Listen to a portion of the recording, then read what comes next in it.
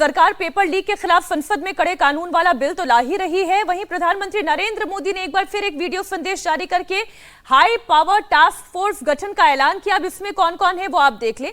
नंदन नीलेकणी की अगुवाई में 6 सदस्यों वाली ये कमेटी है जो सरकार को पेपर लीक रोकने के सुझाव देगी, साथ ही परीक्षा में पारदर्शिता के तरीके बताएगी। इसमें नंदन नीलेकणी है, वो मुखिया हैं।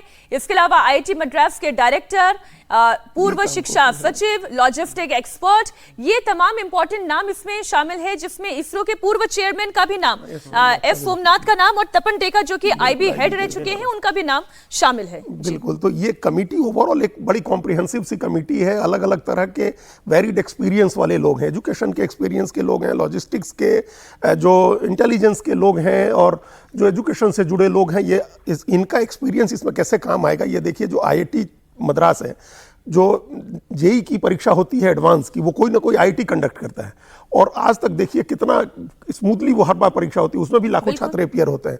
तो उन सब के एक्सपीरियंस इसमें इस काम आएगा। और सरकार की एक इस बात का ध्यान रखिए, इस बात के लिए कई लोग आलोचना भी कर रहे हैं, लेकिन कोई पूर्वाग्रह सरकार ने नहीं दिखाया नंदन नीलेकणी को चुनने में। वो कांग्रेस पार्टी के नेता हैं, वो कांग्रेस पार्टी के नेता हैं, कांग्रेस पार्टी के टिकट पर 2014 का चुनाव लड़े थे, और जो यूआईडीएआई अथॉरिटी है, जो आधार की अथॉरिटी, उसके चेयरमैन थे, वो कैबिनेट मिनिस्टर का दर्जा था, और टेक्नोक्रेट है। और वो क्रांति थी, एक क्रांति थी। आज हम लोग जो जैम, प्रधानमंत्री बार बार कहते हैं कि जनधन खाता, आधार और मोबाइल, ये जो आधार से लिंक कराने के बाद हम वही जैम होती है ना, जैम कहते हैं, जनधन खाते हैं, आधार है और मोबाइल है, जो डायरेक्ट बेनिफिट का ट्रांसफर करा रहा है, जो डीबीटी के लिए, उसकी क्रांति इन्होंने की है। तो ये इनका जो एक्सपीरियंस है, इसके बावजूद सरकार ने इन पर भरोसा किया। और ये पहली बार नहीं है, इन्फोसिस को ही सरकार ने इनकम टैक्स डिपार्टमेंट का नया जो पोर्टल बना है, नया जो डिजाइन हुआ, उसकी भी जिम्मेदारी दी थी, और वो थोड़े ग्लिचेज के बाद बहुत ही अच्छा काम कर रहा है। तो इनका जो एक्सपीरियंस है, सरकार ने कोई पूर्वाग्रह नहीं दिखाया, और ये नाम इतना बड़ा है कि जो भरोसा, जिस भरोसे की कमी हम लोग कह रहे थे कि परीक्षा में थी, वो भरोसे की कमी दूर होगी। नौजवान पीढ़ी को भी ये भरोसा होगा कि एक ऐसा व्यक्ति आ रहा है जिसने अपने दम पर एक इतना बड़ा एम्पायर खड़ा किया और टेक्नोलॉजी में इतना बड़ा नाम किया। और हर नाम जो आप इस टास्क फोर्स में देख रहे हैं, हर नाम बहुत महत्वपूर्ण है और अपने अपने क्षेत्र के वो महारथी हैं। पेपर लीक को लेकर प्रधानमंत्री नरेंद्र मोदी ने तीसरी बार वीडियो जारी किया, और इस बार उन्होंने अपने वीडियो में क्या कहा वो आप सुनिए। फ्रेंड्स, विद्यार्थियों के भविष्य के लिए भारत सरकार लगातार अनेकविध कदम उठा रही है। जिन लोगों ने विद्यार्थियों के भविष्य के साथ खिलवाड़ किया, वे जेलों में सड़ रहे हैं।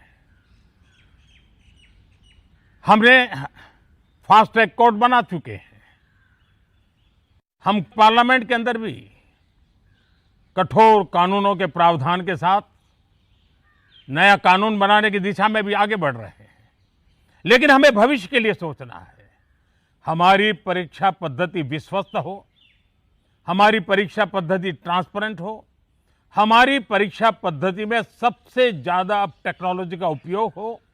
इन सारी बातों को ध्यान में रखते हुए विश्व प्रसिद्ध टेक्नोलॉजी एक्सपर्ट श्रीमान नंदन नीलेकणी जी के नेतृत्व में एक हाई पावर टास्क फोर्स बनाने का निर्णय किया है, जो एग्जामिनेशन रिफॉर्म की तरफ फोकस करेगा और जल्द से जल्द आने वाली परीक्षाओं की विश्वसनीयता को सुनिश्चित करने का काम इसके रिपोर्ट के आधार पर कर दिया जाएगा। बहुत बहुत धन्यवाद। एक हफ्ते का भी समय नहीं हुआ, प्रधानमंत्री ने कितने बड़े बड़े कदम उठाए। सबसे पहले उन्होंने फास्ट ट्रैक कोर्ट का ऐलान किया, छात्रों को मनाया, अनशन खत्म कराया, और तीसरा काम जो ये टास्क फोर्स बनाने का ऐलान, और अब कानून आने जा रहा है। अब विपक्ष क्या करेगा? विपक्ष का मुद्दा क्या होगा फिर?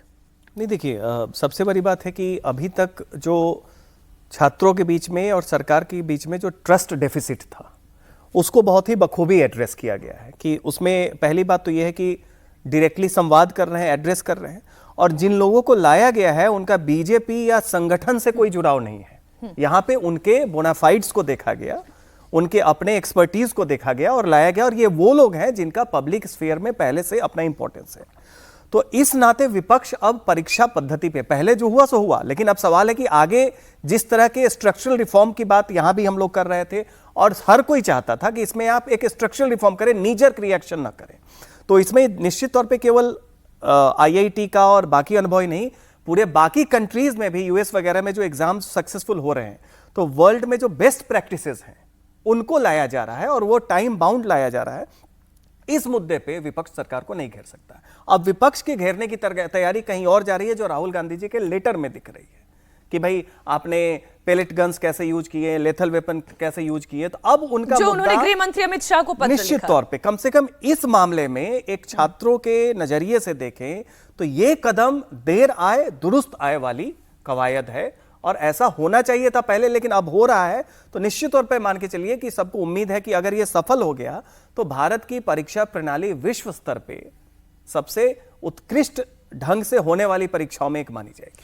अखिलेश यादव कुछ कह रहे हैं, वो दर्शकों को सुना देते हैं। ये टास्क फोर्स और इतने बुद्धिजीवी लोगों को, और ये पहले से बुद्धिजीवी लोग रहे हैं सदन में या उन्होंने बहुत अच्छे स्थानों पे काम किया है, सरकार आज क्यों बना रही है? 2014 में क्यों नहीं बनाया?